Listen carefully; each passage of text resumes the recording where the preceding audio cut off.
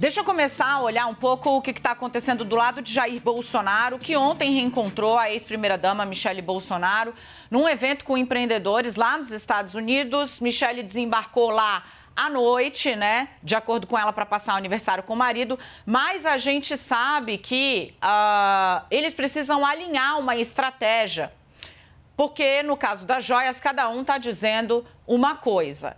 De todo modo, Bolsonaro disse que volta no dia 29 de março para o Brasil. Disse que Michele fica com ele uns 5 dias, a ver se eles voltam mais afinados. Nesse mesmo evento, Bolsonaro admitiu pela primeira vez que sim, pode ficar inelegível.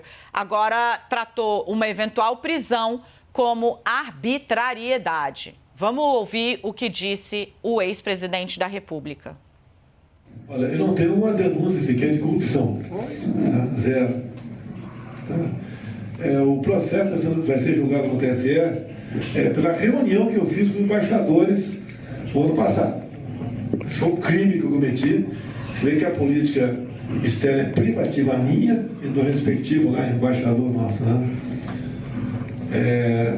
Mas, infelizmente, vê que em alguns casos no Brasil, você não precisa ter culpa para ser condenado. Então, existe a possibilidade de elegibilidade, sim. Tá? A questão de prisão, só se for uma arbitrariedade. Vem para cá, Yuri Pita, vem para cá, Leandro Rezende. É a primeira vez que Bolsonaro admite a possibilidade de ficar inelegível. Ontem, uma decisão do Tribunal Superior Eleitoral a respeito da live com embaixadores manteve uma multa de R$20 mil.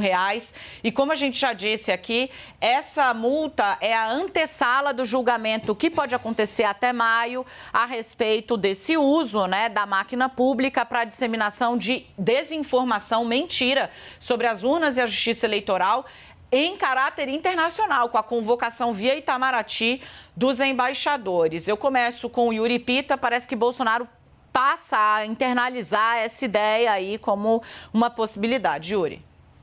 E ao falar de arbitrariedade, tenta fazer um uso político do que eventualmente possa acontecer, no sentido de se fazer ali como se fosse uma pessoa injustiçada ou um mártir da causa da direita, da extrema-direita, dos conservadores que ele representou com o seu governo. A grande questão é que com esse tipo de palestra e o uso das redes sociais, Bolsonaro consegue se fazer ainda presente no seu campo político, como uma referência. A grande questão é que no batidão aqui do dia a dia, o que a gente vê dos partidos que sustentaram o governo Bolsonaro e que têm os seus representantes no campo da direita, estão travando o debate alheios à situação de Bolsonaro. Se vier uma condenação por parte do Tribunal Superior Eleitoral, uma eventual inelegibilidade de Bolsonaro, a grande questão é até quanto tempo isso vai ser uma bandeira do bolsonarismo, do conservadorismo como um todo, ou não. Ou se isso vai deixar Bolsonaro em segundo plano e os conservadores que estão no Congresso Nacional, em governos nos estados, nas prefeituras, no enfrentamento ao governo Lula, se vão passar a adotar outras bandeiras, muitas delas as mesmas bandeiras de Bolsonaro, o direito a um maior acesso às armas, uma postura contra aborto, questões ideológicas.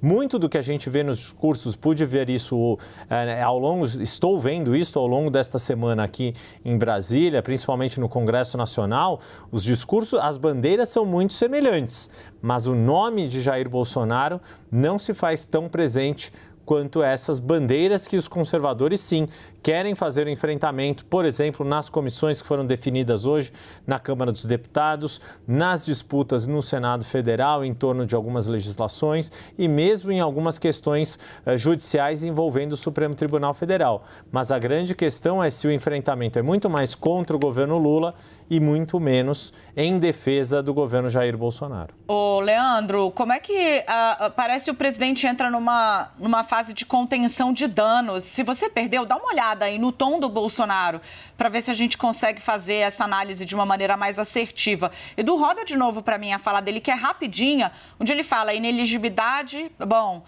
é uma opção, né? Tem essa possibilidade, mas a prisão é uma arbitrariedade. Dá uma olhada.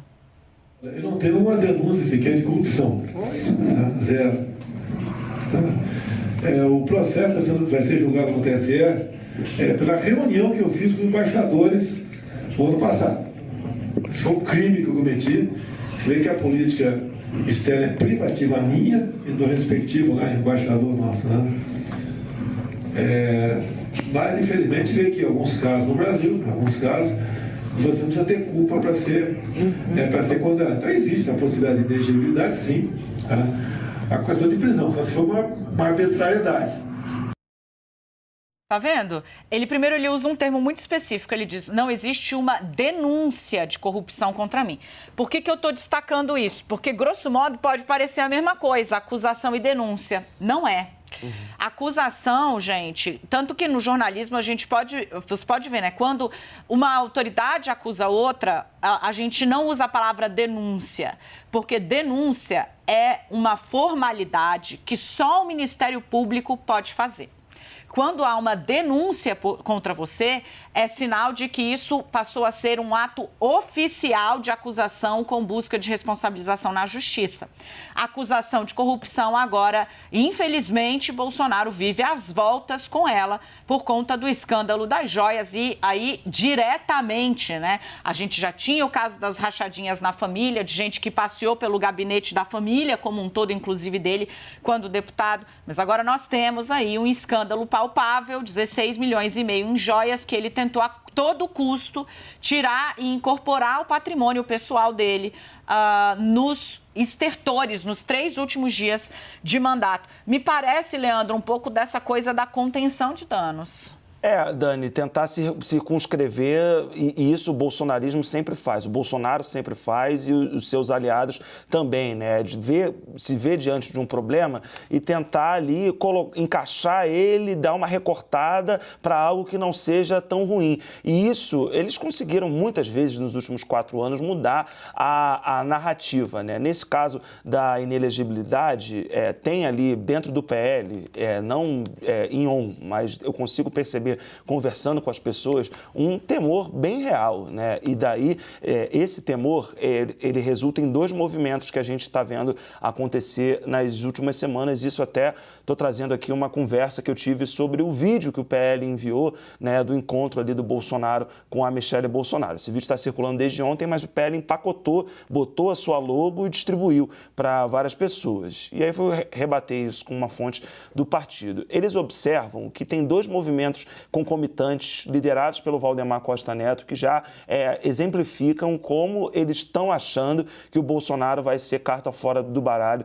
para 2026. O primeiro, a gente já falou várias vezes aqui, que é o abraçar Michelle Bolsonaro nesse episódio, que lhe desgasta muito, né? Essa questão das joias, que inicialmente o Bento Albuquerque disse que seriam para ela, para a ex-primeira-dama, e isso, obviamente, causou um desgaste a ponto dela ter que pisar no freio nesse processo dela se apresentar como uma liderança feminina conservadora. O segundo movimento que o PL está fazendo, né, além de proteger a Michelle Bolsonaro como um ativo político, é o de proteger o Nicolas Ferreira. Eu ouvi isso hoje, né? O Nicolas Ferreira, alvo de tantos questionamentos, pedidos de cassação pelo discurso transfóbico e machista que fez, eles entendem que o Nicolas é um ativo eleitoral no 2º maior colégio eleitoral do país, que é Minas Gerais. Em paralelo, tentam ali convencer eventualmente Romeu Zema a se filiar ao PL. Isso é um pouco mais difícil, não tem muita novidade sobre isso. Mas esses 2 movimentos de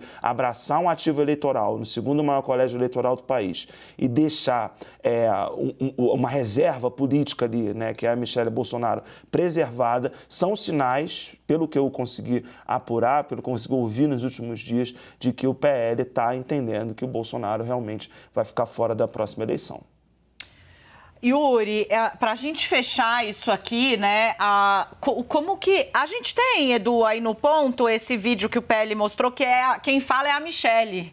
O vídeo divulgado pelo PL do reencontro é só com a Michelle falando, né? Bolsonaro chora, se emociona. Será que a gente tem ele aí à mão para reproduzir? Porque o quanto isso significa, o quanto isso simboliza a respeito, né, dos planos do partido, já com essa virada no discurso de Jair Messias Bolsonaro, né? O mesmo vídeo foi me enviado ontem por uma fonte próxima ao ex-presidente da República, né? E é impressionante impressionante como ela usa o não da palavra muito bem, né? A gente pode exibir só um trechinho, o trecho em que o Bolsonaro se emociona, mas enfim, me parece que se havia um descompasso, talvez, eu não sei, né? Bolsonaro esteja já digerindo melhor a realidade e buscando um sucessor no clã, né? Para o caso de ele não poder defender ali o bolsonarismo em 2026.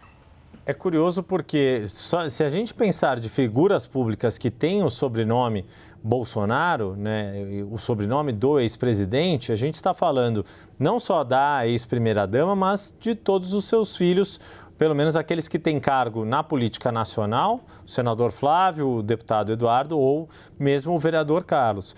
A grande questão é como fazer essa herança política ser feita sem uma briga por espólio, sem significar problemas entre eles. Esse é um dos grandes desafios que não só o próprio ex-presidente Jair Bolsonaro tem, mas o PL tenta lidar com essa situação.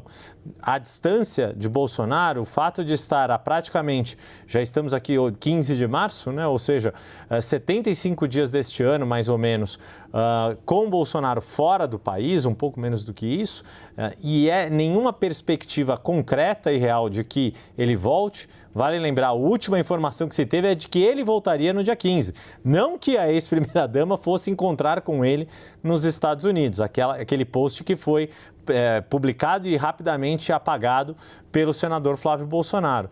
Então, toda essa questão da demora e da incerteza da volta de Bolsonaro faz com que todos os seus aliados busquem esse sucessor ou essa sucessora. O fato de Michele Bolsonaro ter sido bem-sucedida em algumas das iniciativas que teve, como eleitorais no ano passado, como fiadora de como cabo eleitoral de algumas personalidades, já dá a ela esse cacife, além, claro, como você disse, da capacidade dela de falar e de se expressar muito bem nessas redes sociais e em público. Meninos, já volto com vocês.